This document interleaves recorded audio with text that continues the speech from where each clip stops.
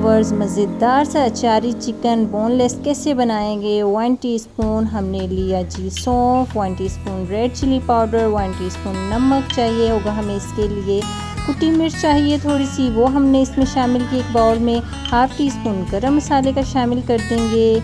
उसके बाद 1 table spoon खुश्क धनिया, हाफ़ टी स्पून हल्दी, लहसुन अदरक का पेस्ट तकरीबन 1 टेबल स्पून हमने लिया। इसमें तमाम चीज़ों को मिक्स करेंगे और इसमें तकरीबन 500 ग्राम हम लोग दही का शामिल कर देंगे। देखें जी, दही ली है, आप चाहें तो क्रीम भी ले सकते हैं, लेकिन दही में जो खटास होती है दही से ये ज़्यादा मज़ेदार बनती है। अगर हम क्रीम का यूज़ करें तो उससे भी हमारी अचारी चिकन मज़ेदार सा बन सकता है।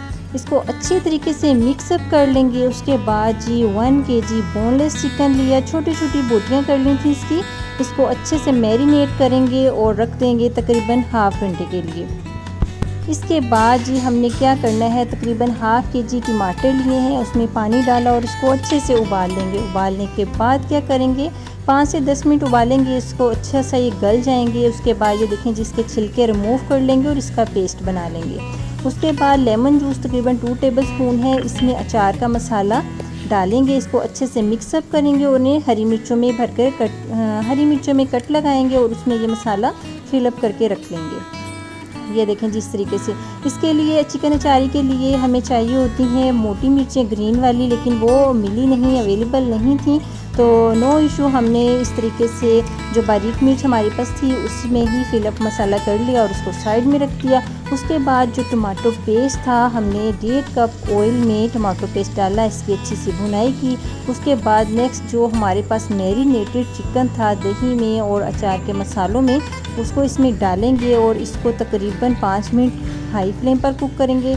फिर 5 मिनट के लिए कवर करके इसको पकाएंगे। उसके बाद इसे खोलेंगे और इसकी अच्छी सी भुनाई कर लेंगे जब तक कि इसका पानी ड्राई ना हो जाए। तो यहाँ पे आप लोगों की अपनी मर्ज़ी है कि आप इसको बिल्कुल भुना हुआ रखें या थोड़ा सा इसमें पानी डालें, ये आप लोगों की अपनी चॉइस है।